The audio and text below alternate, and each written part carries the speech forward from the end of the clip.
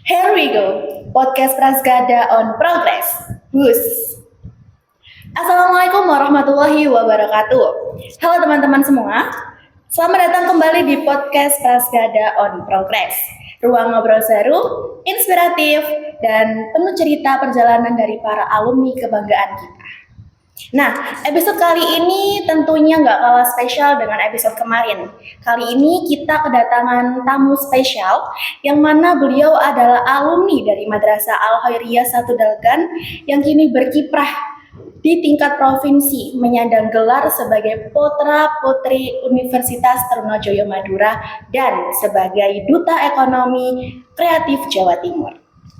Kita akan ngobrol tentang perjalanan hidup, masa sekolah, dunia perkuliahan, hingga perannya di ekonomi kreatif yang bisa menjadi inspirasi besar, khususnya untuk pelajar dan generasi muda.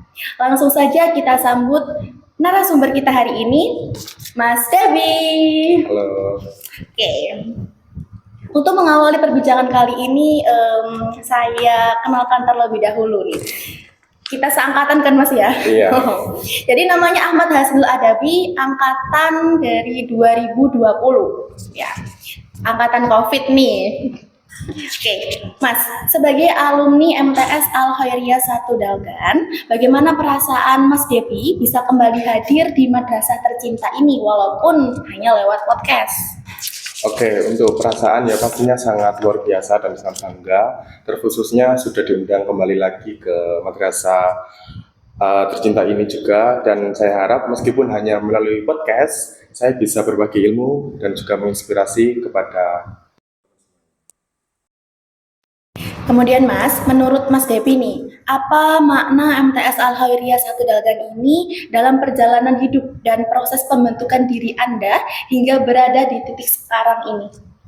Oke, yang pastinya kalau makna itu pembelajaran yang ada di madrasah ini tentunya sangat bermakna bagi saya, khususnya setelah saya di dunia perkuliahan, di mana pastinya itu terkait ibadah, Mbak Wia. Jadi ibadah itu pasti adalah tonggak utama dari saya. Jadi yang paling saya ingat utama itu pasti madrasah Sanawiyah Al-Khairiyah tentunya. Jadi menurut saya itu yang paling berkesan, yang paling saya ingat itu di madrasah Al-Khairiyah ini adalah terkait spiritualnya, seperti itu. Spiritual ya, yang paling diingat. Nah, kalau pelajaran, kemudian nilai atau kebiasaan apa yang paling membekas dan masih diterapkan sampai sekarang nih oleh Mas Devi? Kalau pelajaran pastinya pelajaran tentang akidah dan akhlak, Mbak Wia, di mana kita bertutur kata maupun berperilaku itu pastinya juga berlandaskan Ahlus Sunnah wal Jamaah. Juga itu juga kita sudah dipelajari melalui bapak-bapak yang luar biasa di sini. Pastinya pembelajaran akidah, fikih dan lain sebagainya itu juga sangat penting dalam hidup kita, terutama pada diri saya sendiri. Betul banget, setuju nih Mas. Apakah ada guru atau sosok yang diidolakan oleh Mas Devi yang sekiranya menurut Mas Devi ini memiliki pengaruh besar dalam hidup Mas Devi? Pastinya ada, Mbak Wia. Mungkin dari semua guru-guru yang ada di sini itu pastinya sangat luar biasa dan juga sangat berpengaruh pada diri saya. Tapi mungkin kalau ditanya guru yang favorit atau guru yang luar biasa itu yang pertama ada Guru Taufikul Isnani, di mana beliau sudah mengajar saya melalui pembelajaran ilmu pengetahuan sosial, di mana juga saya akhirnya mendapatkan ilmu dari sini. Juga setelah itu saya ke MA Al-Khairiyah, saya melanjutkan jurusan IPS, yaitu ilmu pengetahuan sosial. Dan menurut saya dari pembelajaran tersebut juga saya terpengaruh terkait sejarah-sejarah yang ada di Indonesia, khususnya di ilmu pengetahuan sosial itu sendiri. Pak Isna ini ya? Iya. Oke.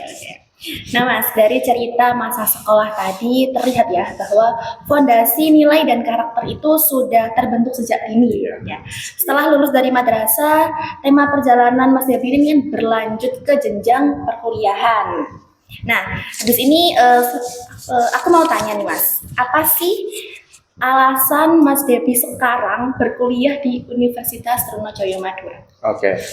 Kalau alasan pertama yang pastinya itu pasti yang pertama itu dari tuntutan dari orang tua. Tapi setelah kita dituntut dari orang tua, pastinya kan nggak enak ya, Mbak Wia. Tapi saya berusaha untuk meyakinkan bahwasanya pasti ini adalah jalan yang terbaik bagi saya, meskipun di Universitas Trunojoyo Madura. Dan alhamdulillahnya juga saya meraih sebagai duta kampus di Universitas Madura. Itu juga sangat suatu apresiasi yang sangat tinggi kepada diri saya sendiri dan juga keluarga pastinya. Selain itu juga meskipun yang awalnya saya sendiri terpaksa di universitas tersebut, tapi setelah saya mencoba untuk istilahnya kayak berjalan dari istilahnya kayak dilakuin aja gitu loh. Beradaptasi. Iya, beradaptasi mulai dari awal yang aku nggak kenal sama sekali siapapun itu di sana.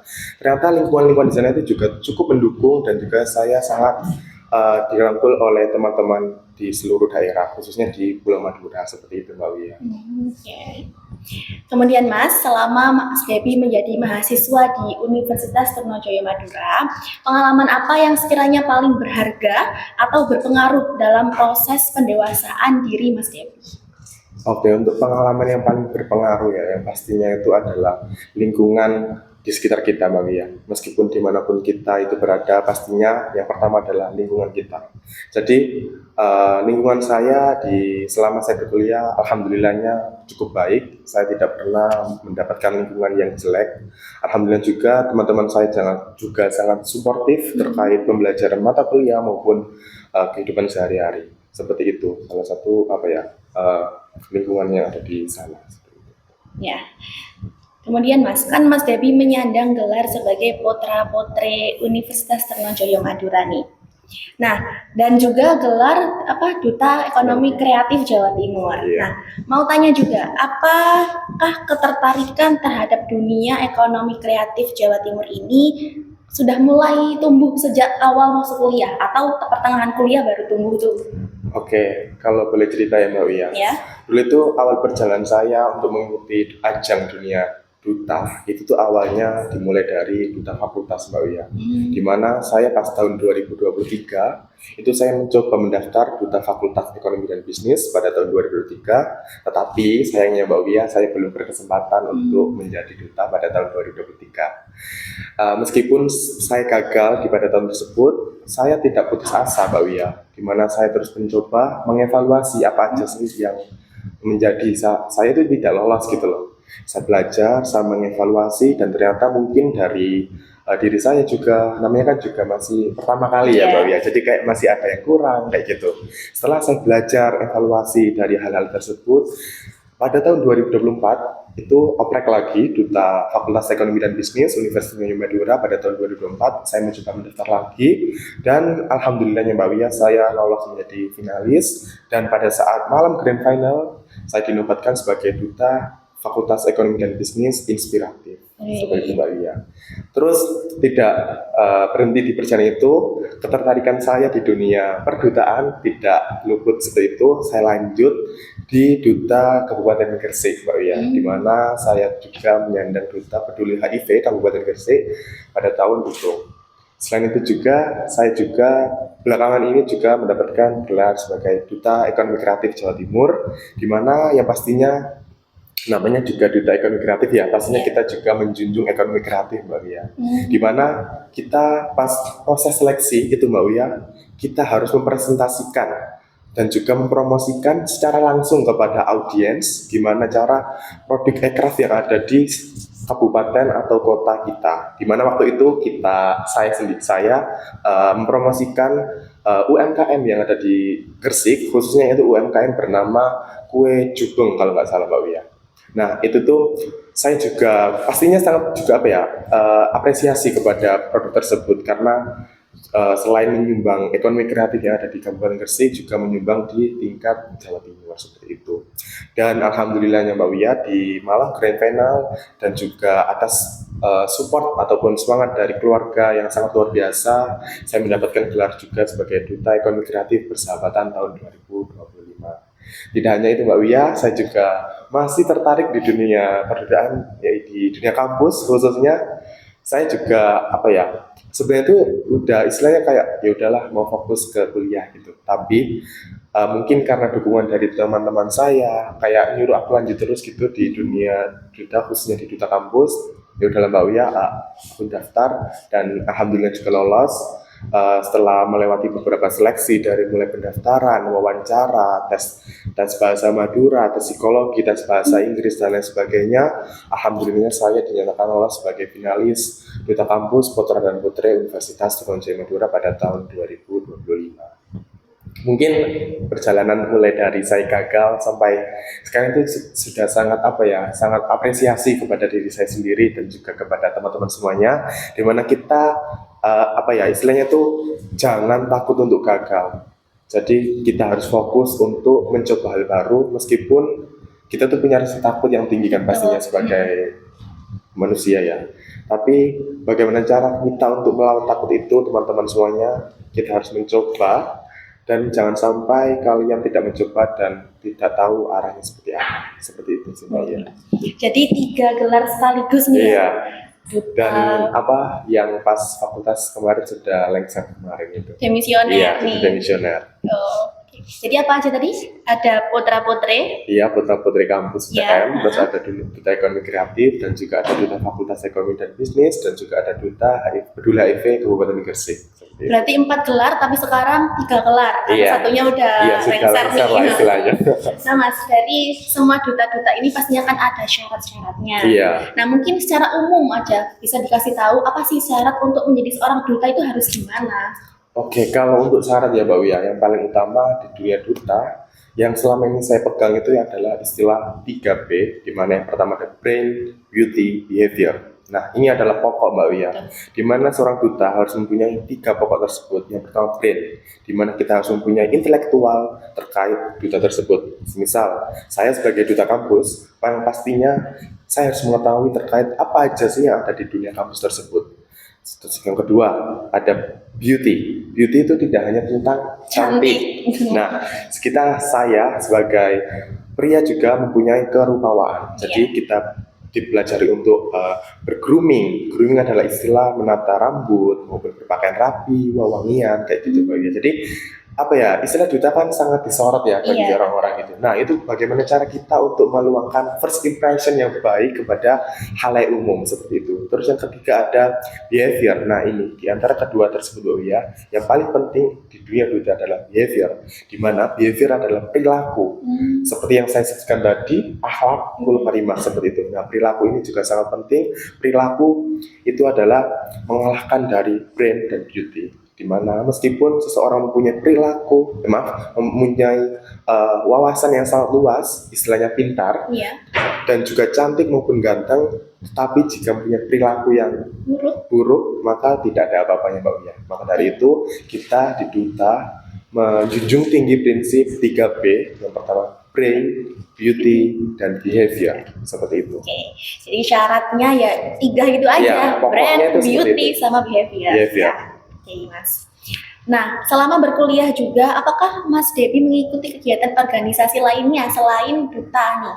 Oke, untuk organisasi yang pastinya dulu pas semester awal tuh Mbak Wia, saya kan pas gagal di duta FEB tahun 2003, yang pastinya kan saya sebagai mahasiswa juga tidak berpatokan pada duta saja ya, pastinya. Betul.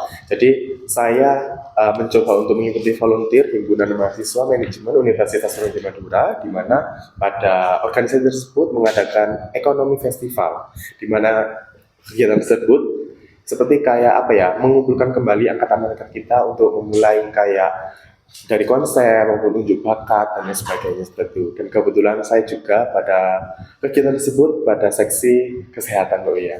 Jadi itu juga hal baru bagi saya yang sebenarnya tidak punya background kesehatan sama sekali, tapi saya diamanai sebagai si kesehatan. Dan pada saat itu juga pada sesi bulu tangkis Mbak Wia itu ada yang cedera dan saya juga membantu hal tersebut itu.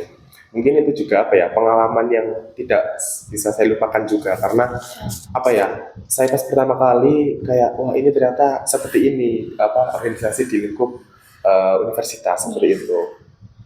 Nah, kan Masnya berkuliah, kemudian ikut volunteer, ikut kegiatan duta. Nah, bagaimana cara memanage waktu yang baik gitu? Oke.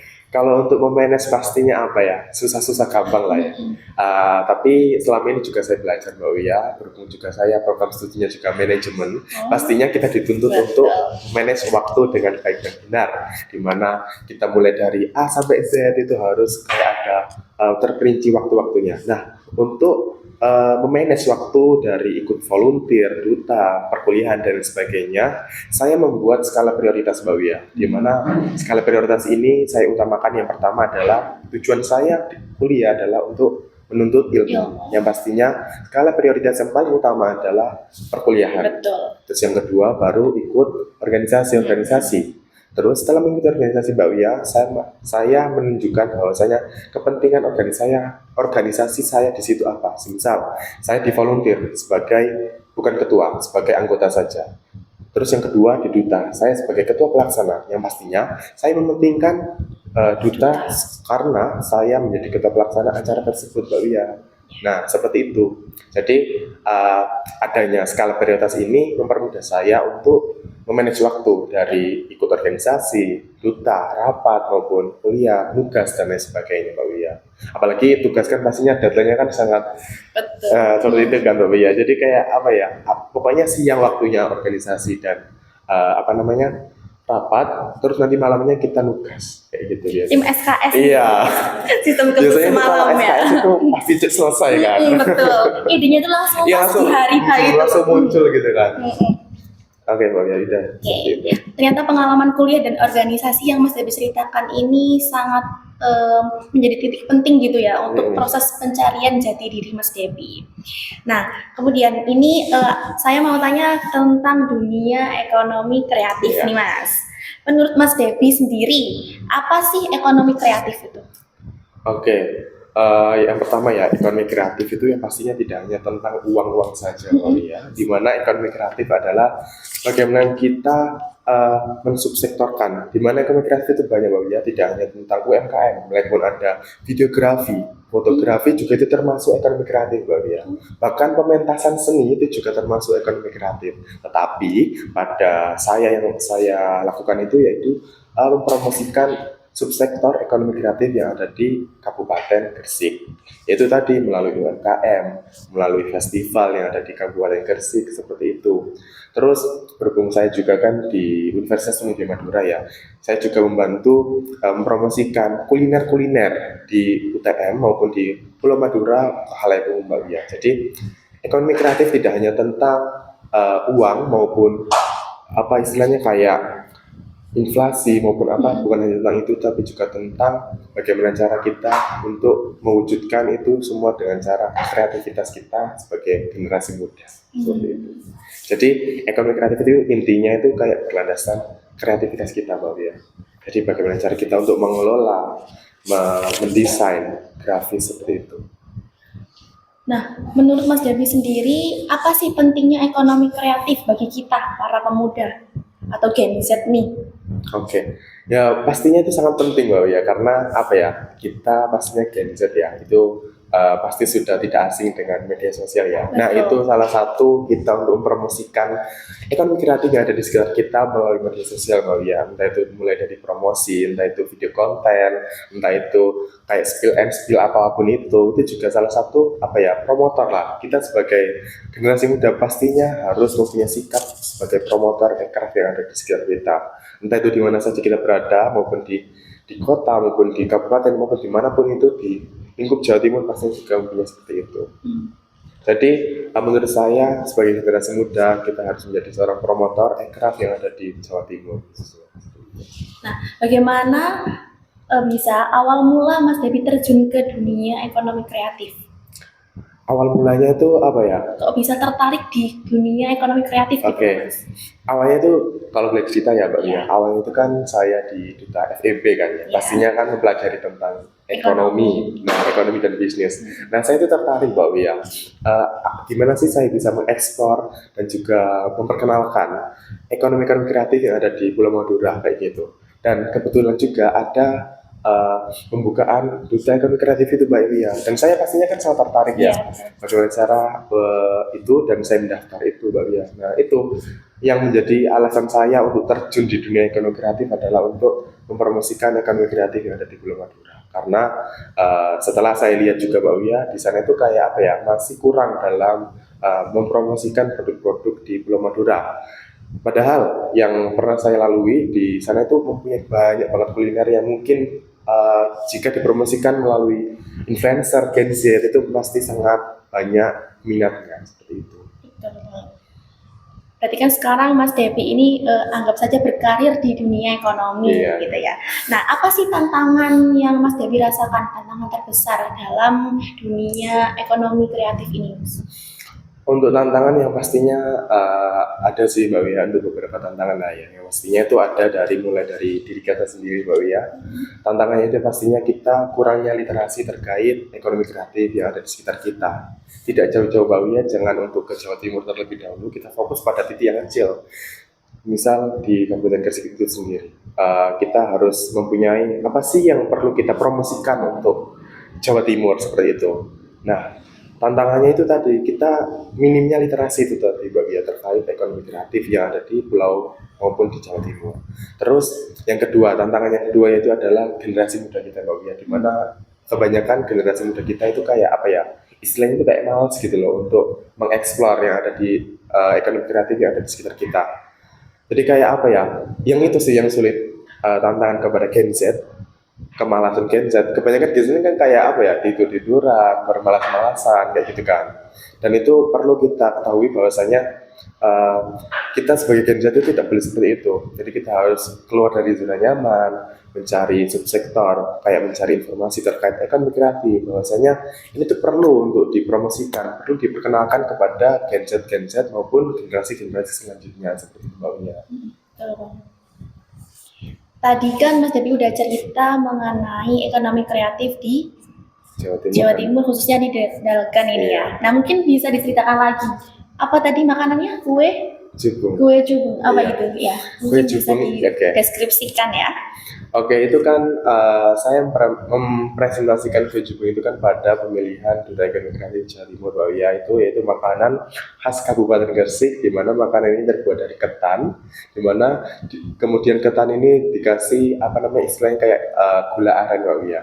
Terus setelah dimasak, makanan tersebut itu dituangkan dalam wadah dari rotan, di mana rotan ini berbentuk bulat-bulat seperti ini Mbak Wia.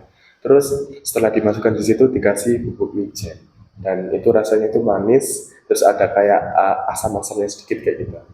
Itu sih Mbak Wia yang bikin apa ya, apa ya, terkesan nih buat aku sendiri, kayak baru pertama kali juga kayak makan juga kan karena.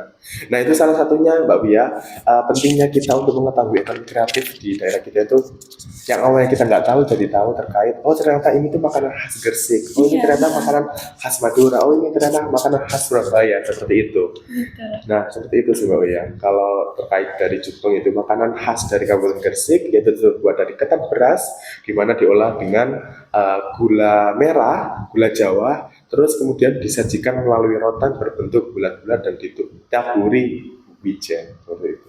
Itu untuk Gresik. Kalau Iya. untuk Jawa Timurnya sendiri? Untuk Jawa Timurnya itu tidak terperinci Mbak Wia, di mana Jawa Timur kan pastinya punya banyak sekali makanan-makanan khas ya, mulai dari Surabaya, mulai dari Malang, mulai dari Madura dan lain sebagainya. Yang pastinya kalau Jawa Timur ya itu tadi Mbak Wia, merangkul semua dari elemen-elemen tersebut tadi. Jadi Jawa Timur itu istilahnya kayak menjadi wadah untuk ekonomi kreatif yang ada di setiap kabupaten dan kotanya itu. Jadi kalau dibilang apa ekonomi kreatif yang di Jawa Timur, ya yang ada di dalamnya itu mulai dari Kabupaten Gresik, di kota Surabaya, seperti itu juga termasuk punyanya Jawa Timur. Nah seperti itu. Kalau di Maduranya sendiri Mas, apa itu makanan yang Oke. paling apa khas gitu?